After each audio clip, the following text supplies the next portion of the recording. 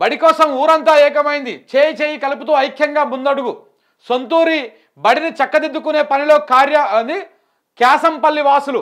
English medium మౌలిక సదుపాయాల కల్పనే లక్ష్యం. విరాళాలు సేకరిస్తున్న గ్రామస్తులు. అరే ఇది మంచి ముచ్చట ఉన్నది, ఒక్క నిమిషం చదువుదాం ఆగి. ఇగో అప్పుడు ఇట్లా ఉందంట బడి, ఇప్పుడు ఇట్లా వేసుకున్నారు వాళ్ళు. క్యాసంపల్లి గ్రామస్తులు ఇట్లా వేసుకున్నారంట. బడి కోసం ఊరంతా ఏకమైంది, ఐక్యంగా ముందడుగు. సొంతూరి బడిని చక్కదిద్దుకునే పనిలో క్యాసంపల్లి వాసులు. ఇంగ్లీష్ మీడియం మౌలిక సదుపాయాల కల్పనే లక్ష్యం. విరాళాలు సేకరిస్తున్న గ్రామస్తులు.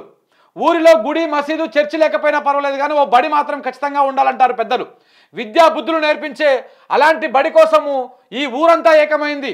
పడావుబడినట్టు ఉన్న విద్యాలయానికి సరికొత్త రూపును అద్దె పడింది. యువతకు వచ్చిన ఆలోచనను ఊరంతా ఆచరణలో పెట్టింది. ఆ గ్రామమే కామారెడ్డి జిల్లాలోని క్యాసంపల్లి.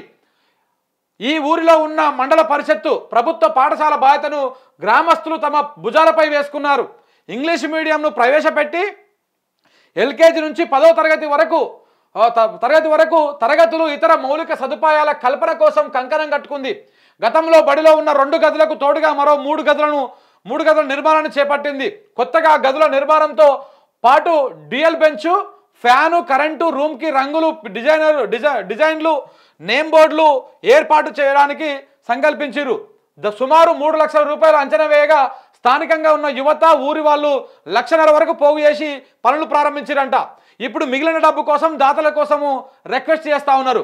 ప్రైవేటు స్కూల్కి పిల్లలను పంపకుండా ప్రభుత్వ బడిలో చదివించేలా ఊరంతా కలిసి తీసుకున్న నిర్ణయం ఇది. దీనికి విలేజ్ వాలంటీర్స్ను ఒక ఆయాను ప్రస్తుతం ఉన్న టీచర్నుకు అనుసంధానం చేస్తూ బడిని బాగు చేసుకునేందుకు ప్రయత్నిస్తున్నారు. దీనికి సొంత నిధులు సమకూర్చుకుంటూనే దాతల నుంచి విరాళాలు సేకరిస్తున్నారు. రేపటి పౌరుల కోసం ఈ మహాయజ్ఞంలో పాలు పంచుకోవాలని భావిస్తే తమతో చేతులు కలపవచ్చని గ్రామస్తులు చెబుతా ఉన్నారు.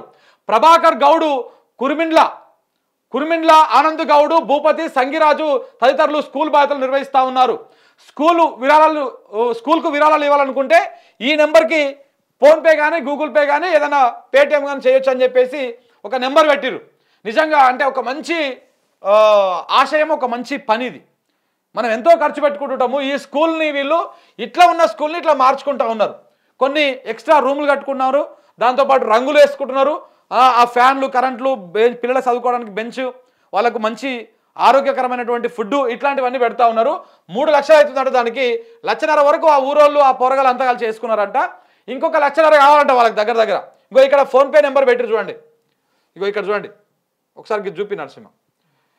ఫోన్పే నెంబర్ పెట్టిరు 9491589389.